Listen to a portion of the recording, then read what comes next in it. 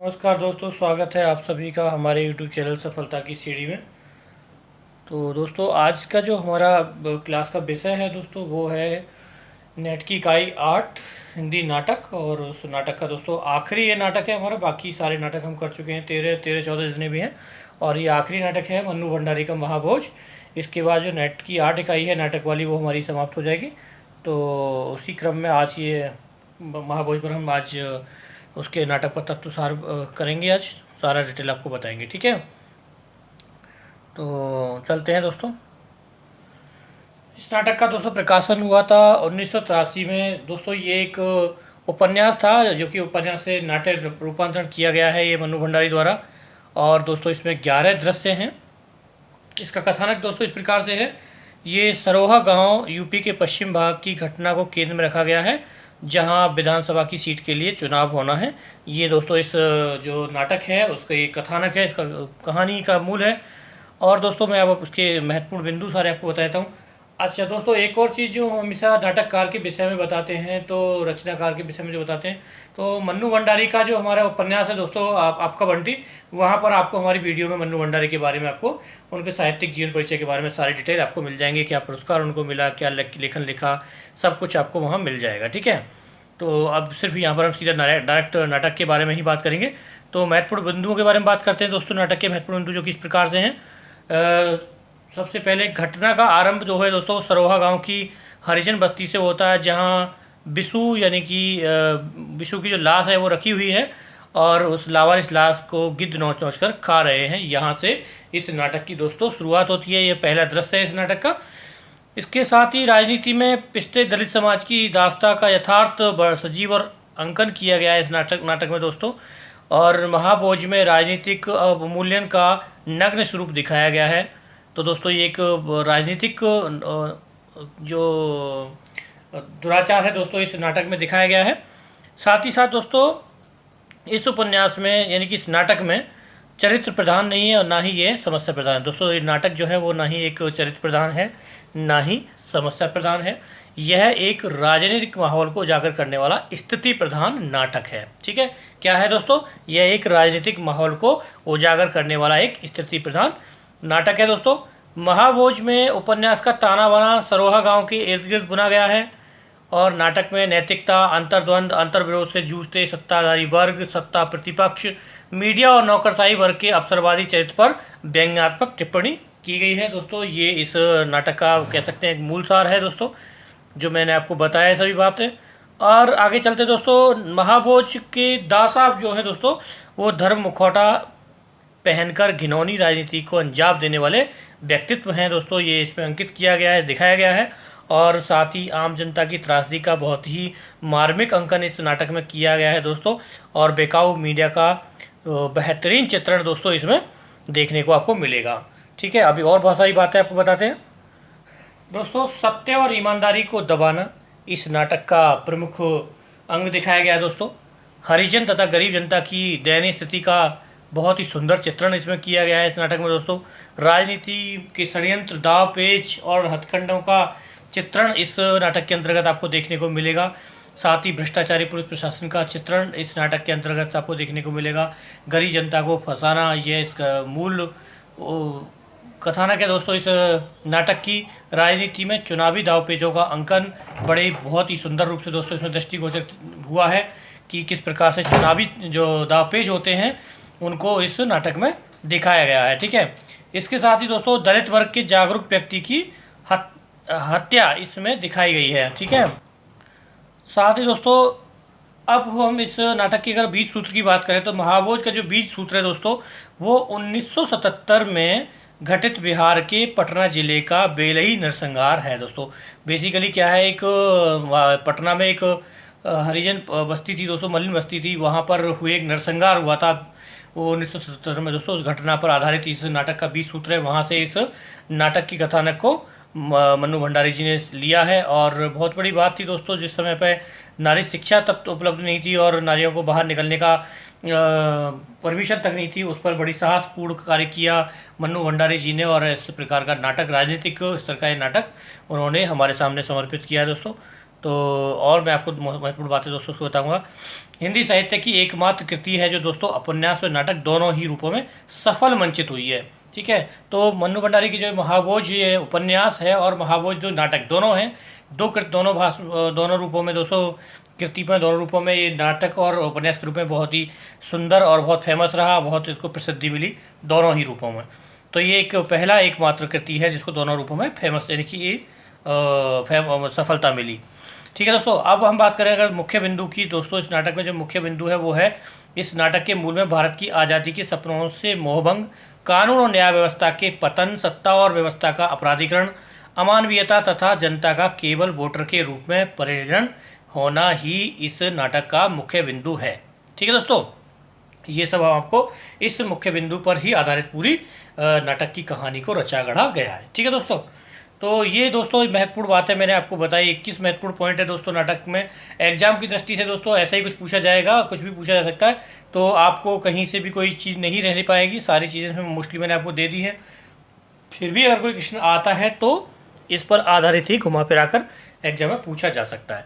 ठीक है, अब चलते हैं दोस्तों आलोचनात्मक कथन में। इस पर एक आलोचनात्मक कथन भी है जो कि इस प्रकार है। डॉक्टर रामचंद्र तिवारी जी कहते हैं कि महाभोज में राजनीतिक अवमूल्यन का नग्न स्वरूप देखा गया है। यह जो आलोचनात्मक कथन है वो है डॉक्टर रामचंद्र तिवारी जी का। ठीक है, अब दोस्तों बात करते हैं इस नाटक की भाषा की। तो दोस्तों इस नाटक की जो भाषा है वो उसके बारे में आपको बता दूं। इस नाटक की जो भाषा है, महाभोज के नाटक के जो संवाद है, संवादों की भाषा है अवधी भोजपुरी मिश्रित, यानी कि अवधी और भोजपुरी मिश्रित। ये क्योंकि उत्तर पश्चिम जो पश्चिमी उत्तर प्रदेश दोस्तों, सॉरी, ये उत्तर प्रदेश का जो भूभाग है दक्षिणी कौन सा दिखाया है मैं आपको बताता हूँ अभी। उत्तर प्रदेश का पश्चिम भाग दोस्तों, तो वहाँ से ये घटना को उठाया गया है, तो इसलिए हमारे भोजपुरी और अवधी का मिश्रित रूप इसको भाषा में देखने को मिलेगा। ठीक है दोस्तों, अभी और चलते हैं, कुछ महत्वपूर्ण बातें आपको बताएंगे इसके बारे में। तो दोस्तों अब चलते हैं हम नाटक में पात्र संयोजन। ठीक है, पात्र संयोजन की अगर बात करें तो दोस्तों मैंने अपनी सहूलियत से या आपकी सहूलियत से कह सकते हैं, याद करने की दृष्टि से कह सकते हैं, या पात्रों को समझने की दृष्टि से कह सकते हैं, इन सब पात्रों को दोस्तों मैंने 5 भागों में डिवाइड किया है। नाटक के अलग अलग दृश्य के रूप में जो परिवर्तित होते हैं, या एक अलग हम कैटेगरी में अगर बांट लेते हैं, तो दोस्तों इनको हम 5 भागों में डिवाइड करके अगर हम पात्रों को याद करेंगे तो ज़्यादा आसानी होगा और समझने में भी। और साथ ही साथ इन बांटने से ये फायदा हो जाएगा दोस्तों, नाटक के पात्र तो आपको समझ में आएंगे, साथ में आपको नाटक की जो कहानी है, जो कथानक है, वो भी पात्रों के माध्यम से काफ़ी हद तक समझ में आ जाएगी। ठीक है, तो वो 5 जो हैं वो इस प्रकार से हैं। सबसे पहला हम होंगे सरोहा गाँव के पात्र, जो कि प्रमुख पात्र हैं, और जो गांव के प्रमुख पात्र हैं दोस्तों उनको हम सबसे पहले रखेंगे। तो उनमें सबसे जो प्रमुख पात्र है वो है दोस्तों बिशु, जो कि विश्लेषर है, और विश्लेषर है जो कि इसका नाटक का नायक कह सकते हैं दोस्तों, और मुख्य पात्र है। तो और उसके बारे में हम जान लेते हैं। तो मुख्य पात्र हो गए विश्लेषर, जो कि तुम्हें पता ही है दोस्तों, वो उसको मार दिया जाता है, जहरीली चाय पिला करके चाय वाले के यहाँ से मृत कर देता है। और जो कहानी का जो शुरुआत होती है उनकी मृत्यु से ही होती है। उनके पिता हैं दोस्तों हीरा, और उनके मित्र हैं जो जिनका नाम है बिंदा या बिंदेश्वरी। उनके मरणोपरांत जो उनकी अंतिम इच्छा रह गई थी उसे पूरा करने के लिए जो अग्रसर रहते हैं वो होते हैं बिंदा अथवा बिंदेश्वरी। मैं आगे कथानक की जो समीक्षा है उसमें आपको ये बताऊंगा कैसे कहानी है दोस्तों इसकी। और सहयोगी अगर है इनकी बात करते हैं तो वो है रुक्मा, जो कि बिंदा की पत्नी है। ठीक है दोस्तों, एक और उसमें दोस्तों पात्र है सरोहा गांव के अंतर्गत, उसे अगर हम रख सकते हैं तो वो है सरोहा का बनिया, जिसका नाम है जोगेश्वर साहू। ठीक है, तो दोस्तों ये तो हो गया पार्ट 1, जो कि सरोहा ग्राम के जो मुख्य पात्र है वो दे दिए। अब दूसरा जो मैंने जो पात्रों का जो डिवाइडेशन किया है, जो दूसरा भाग बनाया है दोस्तों, वो है सत्ता पार्टी के पात्र। ठीक है, सत्ता पार्टी, जो पार्टी वहाँ पर कार्यरत है, जिसकी सरकार वहाँ पर चल रही है। ठीक है, तो उसमें सबसे पहले आएंगे दा साहब। दा साहब कौन है? दा साहब है मुख्यमंत्री, और सारी कहानी वहीं से घूमती है दोस्तों। एक उनकी जो कैसी प्रजातंत्र है, कैसा राजतंत्र है, वो इसमें दिखाया गया है। और उनकी पत्नी का नाम है दोस्तों जमुना। लखन है दोस्तों उनकी पार्टी का, जो कि सरोहा का प्रत्याशी है, कि इसका विधायक सीट जिसका कि वो भी चुनाव होना है, उसका सरोहा लखन जो है वहाँ का प्रत्याशी होता है, और वो दा साहब का बहुत ही विश्वासी पात्र होता है। ठीक है, पांडे जी एक और होते हैं जो कि दा साहब का निजी सचिव होता है, और एक रवि होते हैं जो कि दा साहब के पीओ होते हैं। ठीक है, और इसके बाद दोस्तों होते हैं अप्पा साहब। अप्पा साहब जो होते हैं दोस्तों दा साहब की जो पार्टी है उस पार्टी के अध्यक्ष होते हैं। और सबसे इनमें एक और मुख्य किरदार जो सबसे बड़ा खलनायक जिसे हम कहेंगे इस नाटक का दोस्तों, वो है जोरावर सिंह। तो दोस्तों जोरावर सिंह कौन होते हैं? जोरावर सिंह दा आदमी का ही आदमी होता है, जाट वर्ग का प्रतिनिधित्व करता है, वो दबंग आदमी है और सरोहा का जमींदार है, जिसने ही बिशु की हत्या की थी, वो बिशु का हत्यारा भी है। ठीक है दोस्तों, तो इस प्रकार से ये पात्र जो हुआ, दूसरा हुआ जो कि एक राजनीतिक लोग हैं। ठीक है, सत्ता पार्टी के लोग जो कि राजनीतिक है, जिनकी पावर है, जिनकी पावर की वजह से सारा ये षड्यंत्र रचे जा रहे हैं, जो वहाँ पर जितना भी अनुशासन कुशासन चल रहा है, वो पात्रों को मैंने एक साथ इकट्ठा कर दिया है। अब चलते हैं दोस्तों, तीसरा जो पार्ट मैंने बनाया है वो है दोस्तों पुलिस प्रशासन का। ठीक है, याद करने की दृष्टि से बहुत आसान है। पुलिस प्रशासन में जाएंगे तो दोस्तों सिन्हा जी जो है वो डीआईजी हैं, सक्सेना जी जो है एसपी हैं, कर्तव्यनिष्ठ और ईमानदार पुलिस ऑफिसर हैं और उनको सस्पेंड कर दिया जाता है, वो सस्पेंडेड हैं। थानेदार जो है वो सरोहा का थानेदार के नाम से ही है, और एक है पात्र मोहन सिंह जो कि वहाँ के कांस्टेबल है। ठीक है, तो ये दोस्तों क्या हुआ, तीसरा जो पार्ट हुआ वो हुआ पुलिस प्रशासन का। ठीक है, अभी और हम आपको चौथा और पांचवा बताते हैं। चौथा है दोस्तों विपक्षी पार्टी। विपक्षी पार्टी यानी कि जो पार्टी विपक्ष में बैठी हुई है, सत्ता पार्टी के सब अगेंस्ट बैठी हुई है, तो वो है दोस्तों शुक्ल बाबू। शुक्ल बाबू जो होते हैं पूर्व मुख्यमंत्री होते हैं उस प्रदेश के, और साथ ही विपक्षी दल के जो मुख्य नेता होते हैं इस टाइम। ठीक है, और इनका एक होता है काशी पात्र जो कि शुक्ल का विश्वासी पात्र होता है। ठीक है, तो दोस्तों ये दो लोग हैं वो विपक्षी पार्टी से। ठीक है, अब पांचवा जो दोस्तों मैंने जो चेंज बनाया है वो है मीडिया पात्र। जी, मीडिया से जो लोग हैं उनको एक अलग मैंने कैटेगरी बनाई है। तो मीडिया पात्र में कौन होते हैं? दत्ता बाबू होते हैं दोस्तों, जो कि मसाल एक साप्ताहिक पत्र है, वो साप्ताहिक के संपादक होते हैं दत्ता बाबू। भवानी उसके सहायक होते हैं, और नरोत्तम जो होते हैं वो मसाल प्रेस का रिपोर्टर होता है। ठीक है, तो ये तीन पात्र जो है दोस्तों मीडिया से हैं, जो कि इसमें आपको मुख्य रूप से देखने को मिलेंगे। तो दोस्तों इस प्रकार से मैंने एक पात्र संयोजन को 5 भागों में डिवाइड, क्योंकि पात्रों की जो संख्या है थोड़ी ज़्यादा है और उनको सोचना समझना थोड़ा मुश्किल हो जाता, तो इस कैटेगरी में अगर हम बांट देंगे तो थोड़ा आसान पूर्वक आपको याद रहेंगे। ये ऐसा कोशिश बनाने की गई है। ठीक है, अगला है ये दोस्तों मेरी अपने हिसाब से मैंने बनाया है, ऐसा मैंने कहीं से लिया नहीं है, अपनी सहूलियत के हिसाब से बनाया है। तो जो कि कुछ सीमा जी ने नोट्स भेजे थे, उनसे मुझे थोड़ी प्रेरणा मिली इनको बनाने की, इस प्रकार से। अब दोस्तों हम नाटक की करेंगे समीक्षा। मैं आपको सूक्ष्म रूप में नाटक की कहानी को सुना देता हूँ, समीक्षा करता हूँ उसकी, जो कि इस प्रकार है। महाभोज का ताना बाना सरोहा गांव के इर्द गिर्द बुना हुआ है, जहां विधानसभा की एक सीट पर चुनाव होना है। कहानी विष्णु की मौत की घटना से प्रारंभ होती है। सरोहा गांव की हरिजन बस्ती में आगजनी की घटना से दर्जनों व्यक्तियों का निर्मम हत्या हो जाती है, और विष्णु के पास हत्याकांड के प्रमाण होते हैं, जिसे वह दिल्ली जाकर समक्ष पदाधिकारियों को सौंपना चाहता है। वह बस्ती के लोगों को न्याय दिलाना चाहता है, परंतु राजनीतिक षड्यंत्र के कारण उसे जेल में डाल दिया जाता है और प्रतिरोध के कुचलने का प्रयास किया जाता है। साथ ही षड्यंत्र में उसकी मौत भी हो जाती है, उसको जहरीली चाय पिला करके बर्बाद दिया जाता है।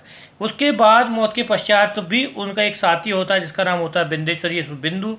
वो उस प्रतिशोध को जीवित रखता है और उसका परिणाम भी उसको भुगतना पड़ता है, और बिंदा को भी राजनीतिक और अपराध के चक्कर में फंसाकर सलाखों के पीछे डाल दिया जाता है। तो कहने का तात्पर्य यह है कि कोई कितना भी जोर लगा ले, सत्य को उजागर नहीं किया जा सकता जब तक कि हमारे यहाँ पर एक इतना बुरा प्रशासन और न्याय व्यवस्था इतनी अस्त व्यस्त रहेगी, तो वो सत्य कभी उजागर हो ही नहीं सकता दोस्तों। तो यहाँ पर ये दिखाना चाहती हैं मन्नू भंडारी जी। तो दोस्तों अगर आपको हमारी ये वीडियो पसंद आई हो, हमारे नाटक के ये सारे कंटेंट अच्छे लगे हों और समझाने का तरीका अच्छा लगा हो, तो प्लीज़ लाइक शेयर सब्सक्राइब करें और कमेंट करना आप बिल्कुल ना भूलें। कमेंट अवश्य करें, कमेंट करने से हमें बहुत सहूलियत मिलती है, हमें अच्छा लगता है कि आपने जो नाटक को किस प्रकार से फील किया है, और आने वाले जो दर्शक होते हैं उनको भी उसका अनुभव कैसा लगेगा पता चल जाता है। ठीक है दोस्तों, तो और बाकी अगर आप लोग हमसे संपर्क करना चाहते हैं तो ये मेरा नंबर है। हमारा WhatsApp group free of cost joining की जाती है, तो आप ज्वाइन करा सकते हैं। साथ ही हमारे यूट्यूब चैनल पर आप ये वीडियो देख ही रहे होंगे, और अगर आप चाहें तो हमारे टेलीग्राम पर जो ग्रुप है सफलता की सीढ़ी, आप उस पर भी ज्वाइन कर सकते हैं, वो भी फ्री ऑफ कॉस्ट है। धन्यवाद दोस्तों, मिलते हैं फिर अगली वीडियो पर।